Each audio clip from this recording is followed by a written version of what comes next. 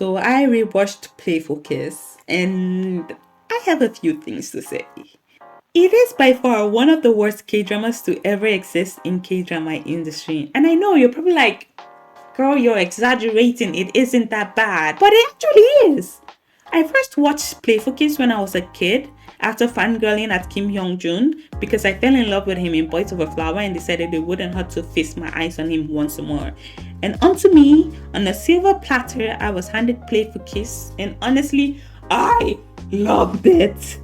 At the time, I bought into the idea of it being so cute and so entertaining, but after a third rewatch, it became evidently clear to me that Playful Kiss is a bad drama. So sit back and relax while I unwind through the awful thing that is Playful Kiss. At its core, Playful Kiss is pretty entertaining. It is a cute whimsical drama with good casting. But the moment you start paying attention to the actual reality of the series, it loses its cute whimsical feel and becomes outright annoying. We get to follow the love story of Hani, a dumb childlike teen with no self-esteem, self-respect, and no goals for her future whatsoever, and Beak Seung Jo, a genius who realistically can become anything he wants but hasn't really picked something, I guess, smart people problem. Beak Seung Jo is constantly mean to Hani and treats her almost like a pest, and the situation gets worse when they, in their twisted K-drama verse, end up living together. Honestly, at first glance, it seems cute, but like I said, when you pay attention to the details, you find out just how messed up their relationship actually is. There are a lot of things I hate about this series, a major one being its female lead.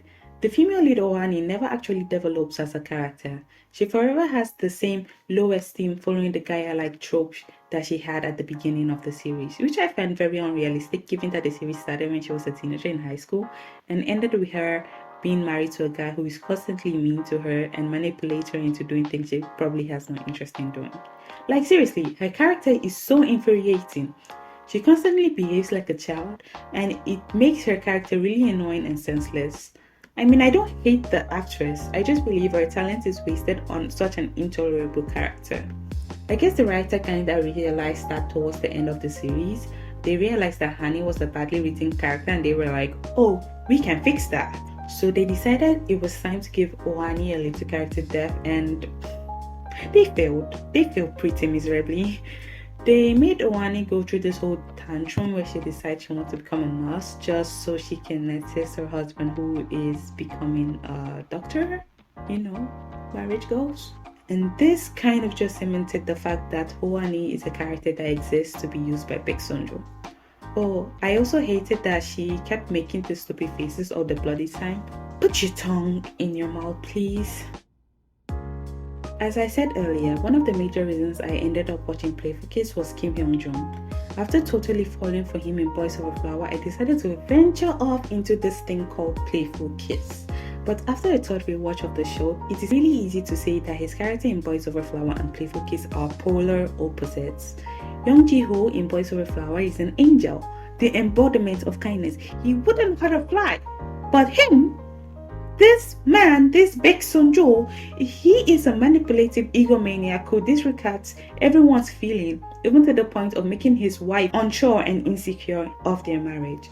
나 머리 나쁜 여잔 질색이야.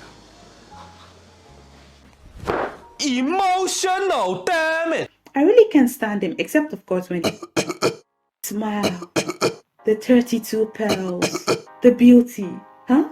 Why did I dislike him again? And yes, if you were wondering how I got through the series, I survived plainly on the looks and smiles of Beak Seung Jo. That being said, I don't just dislike Playful Kiss because it has dumb characters with no significant developments whatsoever, but also because it keeps pushing on an insane idea of love and relationship. This show literally portrays Beak Seung Jo's rudeness and attitude towards Ohani as love and favoritism. I guess it would be a little bit understandable if he treated all girls this way, but that just isn't the case.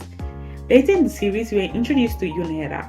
She is the third angle in the love triangle between Ohani and Beak Seung Jo. But he is nice to her because she is smart and she is his friend. But he is constantly mean to Ohani, who he claims to love. Like, my brain cells are hurting. Oh, and by constantly, I don't mean he only speaks illy to her. Nah. He expert. He good at job. He downright humiliates her publicly. This is one of the reasons everyone around them assumes they are not dating and tries to get him for themselves. His entire existence is being mean and abusive to Hoani, plus being eye candy for the viewers, so I guess that's a good thing. Yet at some point during the series, even I, a very big fan of Kim Young-jun, realizes that him being handsome isn't what his behavior in the show, though it does help quite a deal. And I must say, despite the main leads being very problematic and misleading, I did find some of the side characters more relatable and understandable. For example, I quite like Young Juri, one of Hani's best friends. Unlike Ohani, she didn't make the passing grade for university, but she doesn't relent and she tries her best to pursue her dreams. She really is one of my favorite characters from the drama. Dare I say she's the only well-written character in the series. Unlike the other side characters, what she does is not dependent on the unhealthy relationship between the two leads. And I'm pretty sure this is a personal opinion, but Beak Seung Jo's mother is such an unbearable character. I get they made her cute and childish to add more to the whimsical feel, but each scene she appears in, she reminds me of Ohani because, like Ohani, she's an eyesore to watch. She behaves like a literal child. And with Ohani, it was kind of tolerable, I guess, because she was in high school at first. But with the mother, it's really creepy and unbearable. Because tell me why a grown up married woman with two kids is stalking his son and encouraging Ohani to pursue her son, even though her son is constantly making Ohani sad. I get so pissed.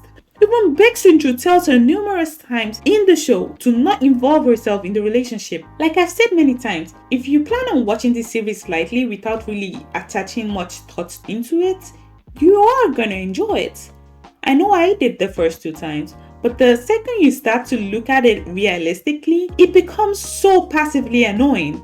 Because why would a mother follow her grown, married son to his honeymoon just to take pictures and stalk them the entire time? I could go on about the mother, so let's move to Bong Joon-go. At the beginning of the series, we are led to believe that Bong Joon-go is one of Hani's best friends and they get along quite nicely. But as you keep watching, you find out he's more of a burden on Hoani than an actual friend because he keeps on forcing his feelings on Hoani, who only likes the rude handsome guy. The relationship between Hoani and Bong Joon-go is also kind of frustrating because Joon-go doesn't want to let go of Hoani even though she dates, marries, and lives with Beak Seung Jo. It's almost as if the drama is freaked out by the idea of them just being good friends without some kind of love triangle being involved. I mean, they also kind of did that with Yoon Hye-ra and her friendship with Beak Seung Jo. I guess that's all I have to say on the series.